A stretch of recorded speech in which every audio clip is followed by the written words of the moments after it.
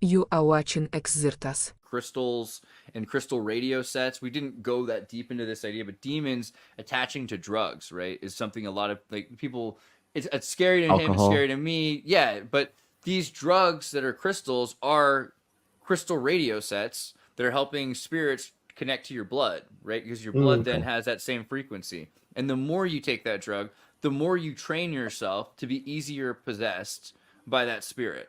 That's crazy, man. That's like I've never Mhm. heard you say some shit like that before. That's a good one. I like that one. Dude, if you do That these freaks people drugs, out when I say that. it But puts crystals into your blood, which makes it act as an antenna for extra interdimensional forces to come and like take over and influence your body down to like the visceral level. That's fucking And the terrifying, man. That's that's like how that's horror movie shit. makes you and not want to do different drugs, doesn't it? crystals. Well, but the different drugs have different properties. They attract different kinds of entities. So you have like Yeah. crystal meth on one side and DMT on the other. And Some could say speaking like certain I would like speaking certain languages. I think Hideo Kojima had a play on that where speaking certain languages can like literally wire your brain in specific ways. Like apparently when you learn Japanese, that really maps your neurons out in a distinguishable way compared to like I don't know, like a Romance language Well, speaker or something. Dr. Amon Hillman's pushing really hard Greek, and I don't know if he's just trying to flatter me, but like he's like, yeah, man, it just when you think in Greek, it makes your brain just bigger, you know. And it's like that Nice. might be, but maybe it's true. I don't know, Kurt. What were you saying? Which We should language all makes your wiener bigger? Dev. I don't know. I don't know that one. I think Swahili. But Greek does not make your wiener bigger. I'll reiterate that point. we should listen to Andrew. Andrew has more morals on the subject.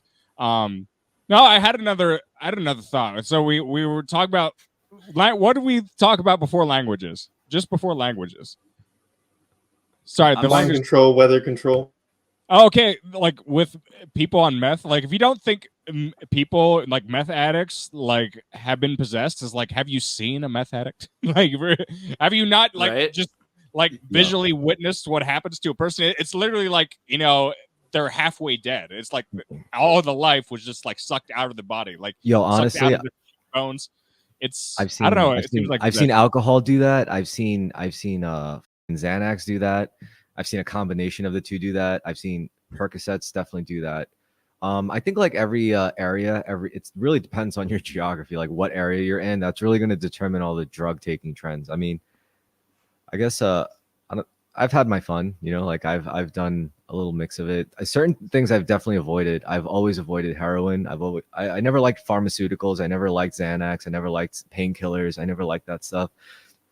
I'm not like an all natural type of guy, I guess. It's just I never craved anything off the shelf, I was always just smoking weed, drinking beers with my buds, and maybe once in a while do some other stuff, but nothing Well, like like Trappist monks were cool with ferments. Like the Bible talks about ferments. I think that there's a place for natural ferments. There's a lot of scare though about your system being a frequency based being. So yeah. if you get something that's really like tied to you, I think that crystal radio set thing is more than a metaphor because you really are setting a frequency tone that is something that's a cycle. And so it's something that can really be there when you're there, especially a spirit, some kind of an entity like that that's able to be there when you're back there. If you're constantly orbiting, because everything's everywhere all at once, but you're flickering, right? So if Yeah. something's on the same flicker path as you, you can't ignore them. I think No. that's a big part of it. You get seen, right? And that's what people say with magic. They're like, oh wow, I went to this place, and all of a sudden, other things at that place saw me. They're like, what are you doing here? Drugs are Yeah. like that, and we're told that they're so safe and it's so chill, and it really only happened after the anti-God atheist movement. Because before that, drugs were such a mystery school rite of passage thing, and then they're like intelligentsia into medicine, and then from that they're like, well, really, this is separate. Like recreational drugs, that never existed before. It used to be soul uplifting drugs or healing your spirit in a sense. It wasn't just recreational. Even wine had some sort of like mystical quality of storing the livelihood of the years you know. Yeah, but I would say like define recreational. Like to me, like recreational use of like marijuana or alcohol could be like, you know, drinking and smoking and going to the studio with your buds and playing some music, or maybe like you get high and like you just like draw for like hours. You know, I think if you compare it with creativity, it's like it could be better. It could be a little bit more productive. I'm That not might saying like be a whole other place to go with this, though. That's interesting because so like you think about incel behavior today, and Mhm. how a lot of them would be just priests who were acclaimed scientists 100 or 200 years ago. If you were to, you know, but today everything is so recreational. There's no point to anything, so there's a lot more sheer meaninglessness to people's lives. If you go hedonism. to make, yeah, well, if you go to make music, you could have been making music that exact same moment with your friends. You could have had fun doing it, but it would have been about God because you were a monk, or it would have been about, you know, something. The age of Aquarius in the 60s, even. There used to be more meaning to things, and now we're just saying, oh, yeah, I just want to go make music with my friends. I don't even think that's how it was with swing musicians or like jazz bands in Louisiana in the 19th century. Like, there was so much more meaning to music. It wasn't just recreation. Like, the idea of recreation's even changed, you know, to be meaningless. I mean, I think like one of the highest arts, especially back then, was like theater performance, you know, like because like when you, and I think that was like an appropriate time for those people, like ancient people, to just get really fucked up, you know, because it's like we're trying to enter another world here. A piece of us has to break down. And I think that's why a lot of times, like both the performers and the audience were like probably prone to getting pretty drunk before going on their monologues and such and acting out their scenes or whatever. Yeah, it seems like we go through phases for sure. Like, but like most people weren't drinking super strong, like, high. What do you call it? Spirits of Spirits. alcohol. Yeah, spirits Yeah, was not a spirits. very common thing. More of it was the, you know, again, wine and beer, which are ferments, which are lower alcohol content. They weren't like gins and things. That was only common medicinally. Like, and they could make gin. They could make vodka. They used vodka if someone had stomach parasites. They would clean out your stomach parasites with vodka in like a singular event. But it wasn't something that people would do commonly, right?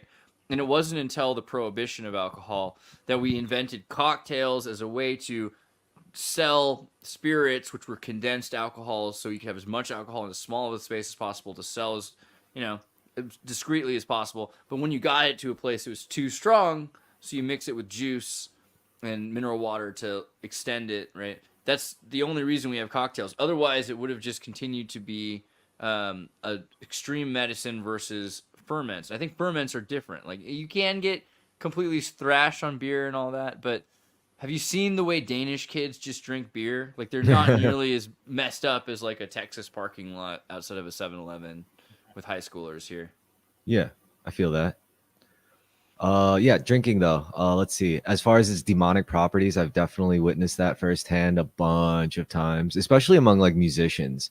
I feel Yeah. like something about musicians are very prone to like really heavy substance Possession. abuse. Yeah, possession, pretty much. Because I could imagine it now, like for the divine spirit, the divine creative spirit to come and take over and like you, so you could channel that and create like beautiful things. For that to happen, like a piece of you kind of has to step out of the way. And there's people who could do that naturally, God bless them. And then there's some people like who think they could only do that through the use of like a substance like alcohol or weed. And that's a scary place to be. It's like if you feel like what you love can only be enabled by getting like fucked up, like that's really dangerous, you know? It's also weird to want demons to wear you as a glove, Yeah. but I mean, I guess. Yeah. Yeah. Oh my God. Yo, Well, you and got to consider. I think origin of these extracts, essentially, or distillations, is pretty important. You know, like where are these grains being harvested from? What's the history of the area and all of that stuff? Not to mention, you know, the stills and the people who are actually doing the process are sort of imbuing it with their energy and intention as well. So who's to say that the reason that the demons are able to channel themselves through the substance is not by like design in a certain way? Well, I like the idea of these substances turning you into like kind of an antenna. Because, I mean, in a more literal aspect, you could say, like, okay, so something like alcohol, what does that do really? Lowers your frequency.